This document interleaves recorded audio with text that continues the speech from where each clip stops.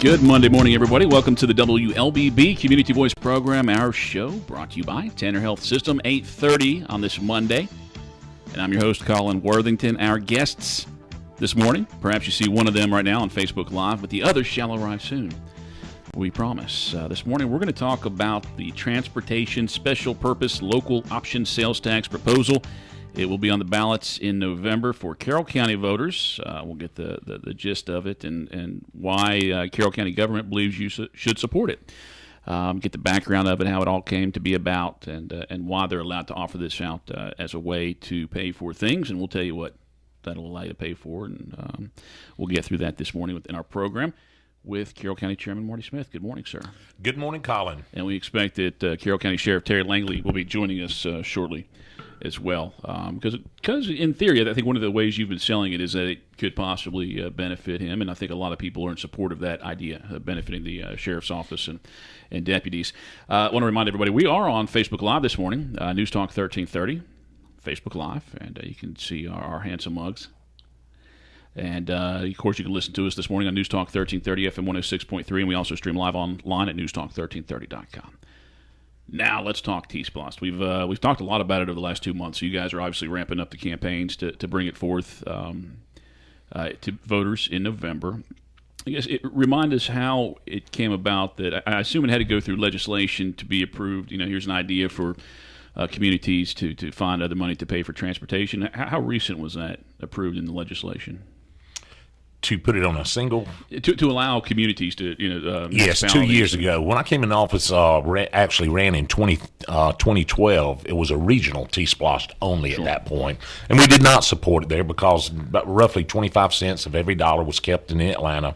And you had to send in your project list to Atlanta and send in permission and requests to get those projects done in your area. So we like collecting our own money and keeping our own money here locally. I guess the feeling with that, was it also that, we're in this region that wouldn't be excited about sharing money with because we wouldn't get as much as you'd hoped? Is that the thought? Exactly. We're kind of on the outer scale of bringing in to that Atlanta region commission and everything, and we're still a good bit rural here, and people recognize that, so we kind of like doing things Carroll County way. Well, we can look to our neighbors on the west. Haralson County voters approved this, I want to say last year. Yeah, so their plan is to start collecting that. If they didn't, I guess they started collecting that in April, and they'll start putting together a bunch of projects as the money is collected. Give us the big selling point for Transportation Splost. You know, Colin, unfortunately, with 30 minutes here, I could give you the full history, but I'm going to give it as quick as Marty knows how. When I came into office in 2013, what I committed to do only had ran on 3 platforms, but one of them was to cut wasteful spending. And we really monitored our spending habits there for the next 2 to 3 years. We put in a new software system there to control and watch our spending. I brought the department heads on board and told them where we were, but what people don't realize, we are audited every year. There's always this fictitious, what is he doing with the money, and what's that board doing with the money? We're audited at the end of every year, and regardless, it tells the good and bad of what Carroll County has done. But what that audit has shown us for about three and a half years of me coming in office in 2013, we were working off about a $2.5 million deficit in revenue. So when I brought in, needed some help in our finance department, so brought in a new finance chairman. We've totally rebuilt the finance department. He actually used to audit Carroll County years ago.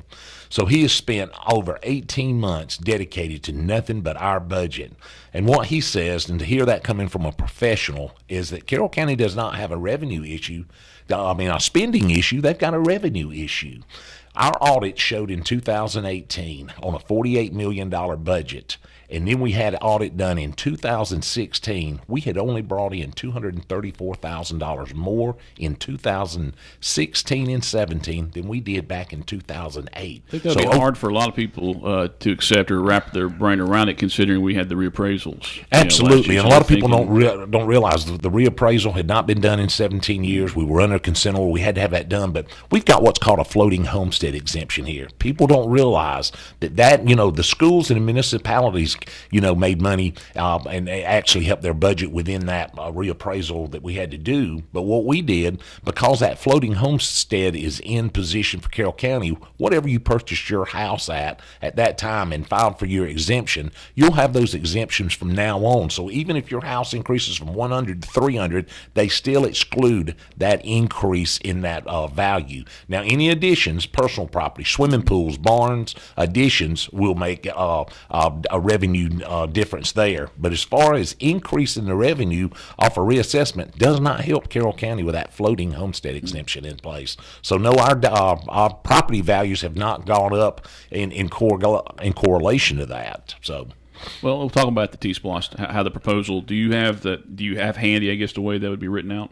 Absolutely. I think the biggest thing we've been looking at, Carroll County is growing. I laugh and tell everybody, if you watch the Times Georgian, the birth rates are a lot stronger than the list of obituaries in there. And we're a growing county. We're healthy. Busy county. Yeah. And so I say with close to 120,000 people now, we've got more people on our roads. We've got more traffic now. So there's the infrastructure we need to continue to work on.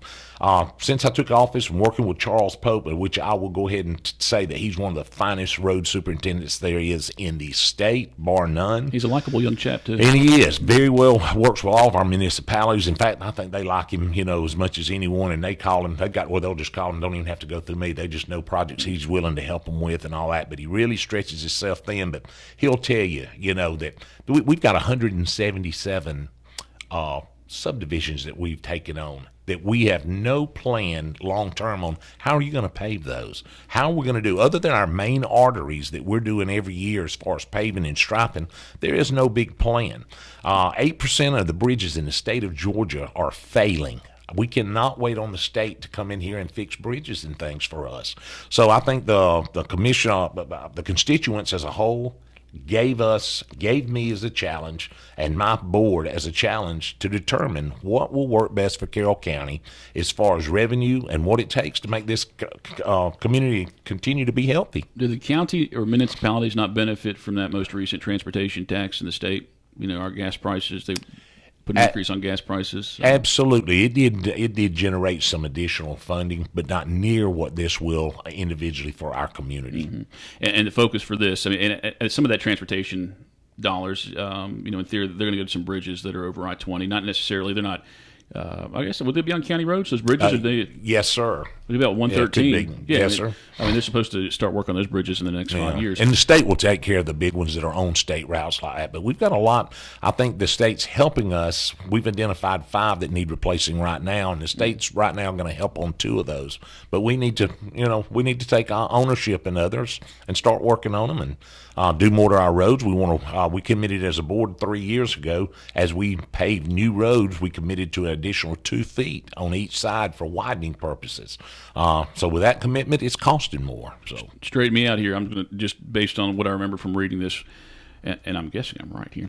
The transportation splosh, the money collected during the transportation special purpose local option sales tax, an additional penny. And is it on all purchases or on a dollar? It's on all purchases. However, we do have exemptions of pharmaceuticals, fuel, airplane, off-road for equipment. It's not. There's a list of things that are going to be exempt. It's an additional penny, just like if I make a $100 purchase, it's just going to be 1 penny. It's yes, not like sir. a penny per dollar. And it is to be used for transportation-related projects. Yes, sir. And it will allow you to do some other things with your budget, and we can talk more about that. What's an example of a transportation project? Is it all going to be roads and bridges, or are there other things that are... You can do sidewalks. It's a lot more broad than it used to be, so you can do the striping. We can actually purchase the paint. It'll allow those type things, the reflective markers, signage, different things that apply to the roads we can use just as well. Now, that'll be put on the ballot in November. Have you had discussions with each and every municipality at this point? Yes, sir. To go at this for 1%, we had to have all municipalities on board 100%, or we could go at it 3/4 of a penny by ourselves. And one good job our finance director did was we met with every municipality, because we hold a quarterly mayor's meeting. We bring them in and we showed them the money that would be collected at 1 penny versus the 3/4 of a penny, and even they didn't like the money to be left on the table that way. So And the money collected, do you know the numbers offhand, like how much each city could benefit? It's not by city. I do not. I do have that broke down. Be glad to print that and send it to you where you can put it over there. We've mentioned we've put out stories for individual cities, I think, so far where we mentioned that. I'm just going to try and lump it all in the same show. But how were the numbers decided? Based on percentage of population, I guess that's how it'll work out. Exactly. And what they had to do is they had to turn in audited numbers on money that they had put into projects over the last 3 years. And we let each one of them use our finance director to go actually meet with them, because some of them don't have full-time finance directors or their shared responsibility. So Lehman has gone out and worked with each one municipality to come up and make sure their numbers are favorable and that they're going to work for them. And that's how we got them all on board and, working as a team once again. Looking from the outside, the one thing that seems different than from regular SPLOST, SPLOST, Special Purpose Local Option Sales Tax, is that this doesn't seem to benefit the schools directly. Exactly. This right here will define.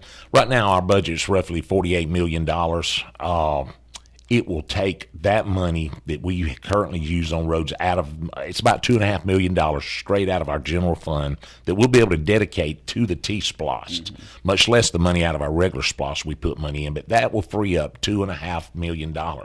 And you'll hear when Sheriff had a couple of events this morning that happened, unfortunately, and he's on his way, but I think you'll hear him say right now is public safety is one of the biggest areas. We've got to generate money for the county to continue to be healthy. I've told the sheriff that we would not compromise any type of public safety here, but that includes our firemen, EMA, and 911 as well. So it's not common. I just got back from ACCG, 2 days of training last week, and I was in Friday's class was conflict resolution.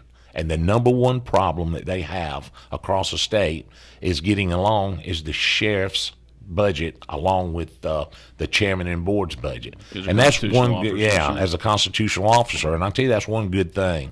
Our sheriff is involved with us. He comes in with his staff, and we sit down and we look over the budget. I want him to understand our budget. When I tell him there's no money to do what he's requested to do, I want him to understand why. For so many counties, it's just yes and no's, and that's not how we operate here.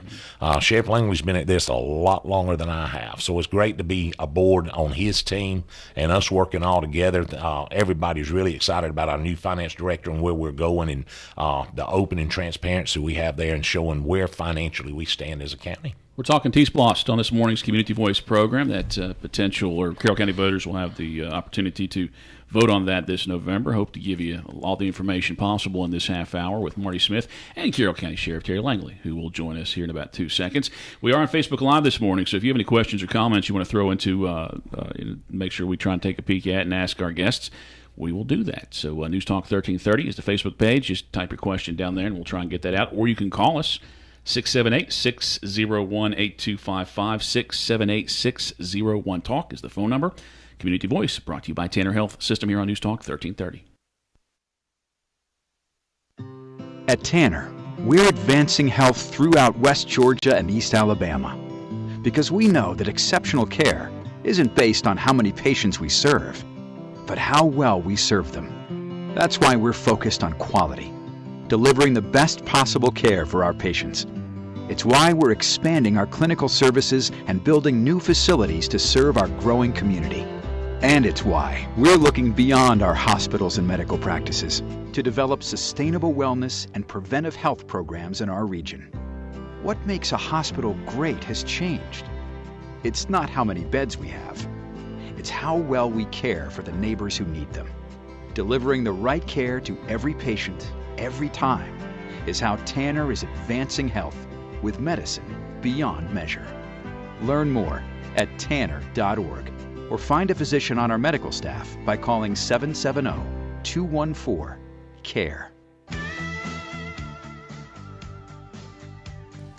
All right, everybody, welcome back to the WLBB Community Voice program. Our show brought to you by Tanner Health System, just about 15 minutes before 9 o'clock. On this Monday, I'm your host, Colin Worthington. Our guests, we're discussing the proposed Transportation Special Purpose Local Option Sales Tax, which will be on the ballots this coming November for Carroll County voters. And I imagine there's probably some other counties throughout the state who are putting this up for voters this year as well. Marty Smith, Carroll County Chairman. to my right, to my left, Carroll County Sheriff Terry Langley. He's going to talk about his support for it and how it can actually benefit law enforcement officers. And you and I talked for a second before the show, Marty. I wondered, the proposal you're going to make is, hey, we can relieve some of the money that we have that we're paying towards other things. We can actually put that towards. Or actually, that's reverse. The money that we normally pay transportation projects, we can hold on to that for other things and be able to pay for our transportation projects with this tax. And one of the examples you have given is that it could benefit law enforcement. I wondered, I guess I put you on the spot by asking you that, I guess cities will have that same opportunity, but one of the points you made is like these projects may not have ever got paid for if they didn't have the tax to look to. Absolutely. Yeah, so they will have the option, and I guess we could talk to them in the future as that comes along. Let me read some comments on our Facebook page. We did encourage you guys to send us some comments or questions based on the potential T-Splosh this morning. James Camp, he is a Tea Party gentleman and pretty outspoken about his beliefs here. He comments, property tax is theft and immoral. Government asking for a blank check, vote no. Is this a blank check? Not at all. We've said the guidelines require us to submit a list of a budget list of all the projects that we want to commit to, and that's what we've done. They were actually set by Charles Pope, that's been here for 30 years in the city and another 15 years working for the county. So if you can't trust the list that he's put together and an overdue direction that this county needs to go on the infrastructure, I don't know anybody you can. You don't have to trust me and the board, but I think most folks will tell you, and municipalities, that Charles Pope works well. He's got a great list to work off of, and it's a great direction. Colin, you set the millage rate at 8.34. It's been there for over 10 years. It'd be real easy to pull the trigger and put this on the backs of property owners. There's 54,000 parcels of land in Carroll County. My board is working well together that every time that we need revenue, the county is growing. We're up to 120,000 people. We've grown over the last 10 years. You cannot continue to put everything on the backs of the property owners. And this was a second effort right here to come up with as an individual T-Splosh to handle this situation itself, and working, like I say, along with the sheriff in a direction that we can go to help public safety as a whole.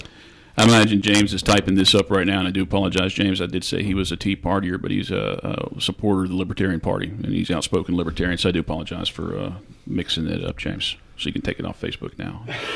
Let's talk to Terry, the sheriff. For several years, probably a decade, we've been talking about the pay for Carroll County deputies. It's really become in the forefront over the last 2 or 3 years. I guess discussing with Marty, you see this as a way to improve the pay for the deputies, perhaps? I think so, but not only that. It's there's some roads that need work on them that are not big enough, that were built 50 years ago, that have shoulders and are not wide, and it's a safety issue. But also, what I like about it is 40% of the people come in here and spend their money and leave. My understanding is where most of the projection is coming for the revenue that will be brought in by the T-Splosh. Secondly, is that pay is an issue, and I think also the county wants to build fund balance to where it needs to be, plus help employees, all employees, not just public safety, but obviously public safety is a big issue with me. I submitted a 4-year plan last year to try to get their pay up to just where Carrollton and Villa and even Tanner Security makes more than our deputies. And so Marty and I have been working on this for a long time, a couple of years now. We looked at if we possibility to get a sales tax for public safety. But there was a lot of legal reasons why we couldn't. In some places you have to be a consolidated government. And so we've just been looking for money to make sure that our public safety people, fire and police and sheriff, can get a decent salary. We don't continue to train them and turn them over to somebody else. And in theory, again, as we kind of mentioned, or I alluded to a little while ago, the money that you would that you have earmarked for transportation projects in the current budgets, in theory, that money could be used for something else in your budget because you'd have this transportation special purpose local op sales tax. When are the projects? Because they have to be on the ballot when we go to the polls in November. We have to be able to see all the projects listed, right, for individual municipalities and for the county. When are they due for the memorandum of understanding to be finalized? We've got them all submitted now. I think we've collected them from all the municipalities, so they should, if they're not online to where you can see them. I know Temple is holding their meeting tomorrow Tuesday, night to yeah. talk about them, because we're going to go up and speak with them. Now they wanted us there just to talk about the T-Splosh as a whole, so they're submitting them immediately right now. How about the input from the public? Do you guys feel like the public had enough input in these roads, or do you feel like the county roads guys like Charles Pope just know better? You know, you're going to have to give credit to Charles doing a lot of it, a road superintendent, and a lot of trust. You know, Colin, look at the last election. 19% of the people even came out and voted. I think due diligence is given that if you've got people elected in office, the sheriff, myself, my board, you put people in here that you entrust to keep us going in the direction you want to go. And it's funny that, you know, if things are going well, you know, you don't hear a lot of information. We have had our opening meetings, our hearings, and we've not had a lot of people show up for them. But we've gotten phone calls. We're taking notes and keeping up with what people want, and trying to do the best of what we've got. That's what we always do. So it's on the Carroll County website, that list of projects? It should be. Okay. If it's not, it will be after every one of them submitted. All right. Marty Smith, Carroll County Chairman, and Terry Langley, Carroll County Sheriff, our guests on this morning's Community Voice as we discuss the T-Splosh, which is coming up for voters on the ballots this November, 9 till 9 o'clock on this Monday morning. We'll be back with more Community Voice after this. At Tanner, we're advancing health throughout West Georgia and East Alabama because we know that exceptional care isn't based on how many patients we serve, but how well we serve them. That's why we're focused on quality, delivering the best possible care for our patients. It's why we're expanding our clinical services and building new facilities to serve our growing community. And it's why we're looking beyond our hospitals and medical practices to develop sustainable wellness and preventive health programs in our region. What makes a hospital great has changed. It's not how many beds we have. It's how well we care for the neighbors who need them.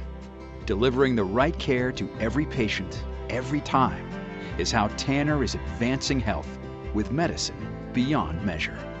Learn more at tanner.org or find a physician on our medical staff by calling 770-214-CARE.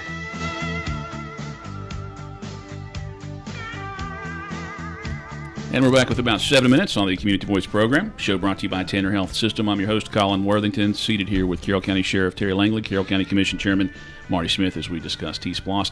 Again, I have about 7 minutes left. Questions and comments, feel free to call us, 678-601-8255, 678-601-TALK, or you can post your comments and questions on our Facebook page, News Talk 1330 WLBB. I pressed the wrong button there. Had some more comments since our last since I last checked. And again, James Camp commenting that public safety should be the number one priority in the county's budget, and that everything else should take a back seat. I mean, again, that's his political view on with being a libertarian. I think a lot of that comes out of that. John Wilson, former county commissioner, says, "Will this fund mass transit, including buses?" Absolutely not. Carroll County has never supported any type of mass transit. I know we're on the bordering line of several communities, Douglas County and all, where it's working out of Atlanta, but Carroll County has never supported any type of mass transit, and as far as I'm concerned, never will. We do have a rural bus transportation system that will be starting in July. Yes, it could fund, the rural system that was put in place, but as far as mass transit, absolutely not for Carroll County. With that rural bus system, I guess remind me, how long is that? Were you guys monitoring that for 1 year first, or is it a 3-year period that you're going to keep an eye on? It is. It's a 3-year period. At any time in the after 1 year, there is a exclusion clause that gives us a way out of it if we feel that that's not being used appropriately for what we put it in place for. Mm-hmm. And when does that start? Does that start July 1st of this year? July 1st is, I think, what I've been told the buses finally are here. Well, remind us that to participate in that, people, they need to call and actually make reservations and. Through the Three Rivers, well, it is a regional, and yes, we'll house the buses right here. I think it's $3 per for each route that you have to sign up for. So, okay, well, we'll talk more about that as we do approach July 1st, which is about 3 weeks away. So I'm sure we'll get more into that, and we should reach out to the Three Rivers agency to talk about that. Was it 10, 11 counties? Yes, and we were the last one to participate in that. Yes, sir. And again, we'll start July the 1st. Every municipality in favor of this? I mean, we're going Roopville, Whitesburg, Temple. 100%, Colin. So to do the full 1 cent, you had to have them all on board, and every one of them's on board. I want to define, the challenge of being in office is how to continue to do more with less. And you cannot keep doing that forever. Like I say, our county is healthy. I think we've shown in office in 6 years with the current board and myself of defining where we are.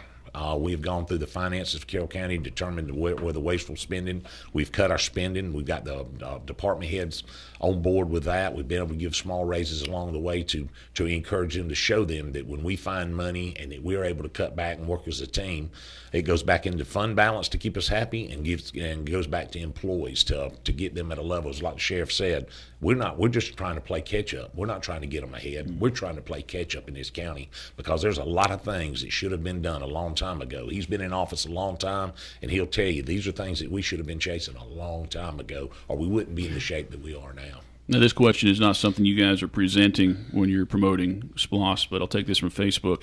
If voters do not support this T-SPLOST, are you prepared to raise the millage rate? Do you see that being necessary? Unfortunately, it's either that or start cutting the healthiness of Carroll County, and I don't think cutting services is where this board would want to go. I don't think we're overly charged with the amount of services that we provide. I think this county is considered a very healthy county. You hear people that move here, the quality of life that we have and offer here in Carroll County. So we sure don't want to cut that by any means, but we'll continue to look at other avenues. We're charged as a board to give us the direction we want to go. We've defined where we are, we've defined where we want to go, and now we're defining how we can get there, and this is our option right here. When the collection, if approved by voters in November, would the collection start in April, or would it start the following year, April 2019? Yes, and we will not be bonding. We're going to take money. I could see the question coming. We're going to take money and collect it and use it as cases come in and not put us on the hook, but we will not be bonding. How will you decide the order of the projects? Will that be listed out for us when we vote sir. as well? Yes, which sir, one will come first? And will the city be able to get the project started at the same time as the county? Yes, sir, they will. If they have the same amount. Well, good. I'm done. Anything else you guys want to throw out there about this? Yeah, I just wanted to say now, don't get me wrong, Carrollton, Villarica, and Tanner Security deserve every penny they get. So I'm not criticizing. I'm not criticizing their pay. I'm just trying to get our employees the pay to be competitive in the market and keep good, qualified law people in the jail and on the road that can serve the county. And the fire department has needs as well. So. Do you guys have a campaign schedule going on for the next couple of months? We're still, 4 months away from that vote? I mean, are you meeting with? Exactly. We're meeting with municipalities, as they call us and everything, but not to put the sheriff, on the spot, but you've been in office how long now, Sheriff? It's my 18th year in office. And I don't think the people would have entrusted him. The sheriff has come to us multiple times and told us the direction we were going, and it was not favorable. But for him to come and sit in front of my board and tell us he is getting to a critical point, I do not think we're going to ever compromise what we're going to. I promised him we would not compromise the security of public safety in Carroll County. And I said, I've only been in office 6 years. You may not have earned the trust level that he's got, but I promise you, if you don't trust this man, you wouldn't have kept him in office as long as you have. And it's time to listen. I mean, he's got men, our firemen. It's time to catch these employees and get them comparable to other counties while the workforce is there, because the workforce is getting harder and harder and the work pool is getting slimmer to work with, and we have got to pay attention to this. I don't think the man would have brought this to us if he wasn't serious. The strategy in picking this November race to put this on, was it more of urgency, or because, as you talked before, there's not the voter turnout sounds like it's the voter low. turnout's low, but the biggest reason putting it on in November is because that's the largest. Having the governor's race going on at the time, we don't want to slide this in to where there's 6 and 8% coming in like a May and July election. We want the largest opportunity for the true people of Carroll County to get out and vote and tell us, the direction they want to go. We just got about a minute in the show, but here's another comment of support. Debbie Neal, our county consistently trains very competent officers and firefighters only to see them go to work for other areas. This is important. Leslie McPherson commented as well. Junior Jackson, if you guys want to go to our Facebook page and read those comments, please do. The News Talk 1330 Facebook page. Gentlemen, thanks for coming out this morning. Thank you. Absolutely. And we'll talk more about this again 4 months away from T-SPLOST. We'll talk more about it. And if you have any questions for us to follow up with these gentlemen, we'll gladly do that and put them in our news stories in the future. So thanks for tuning in on Facebook Live this morning. News Talk 1330 FM 106.3. And we'll be back with more Community Voice tomorrow morning, 8:30. Have a great day.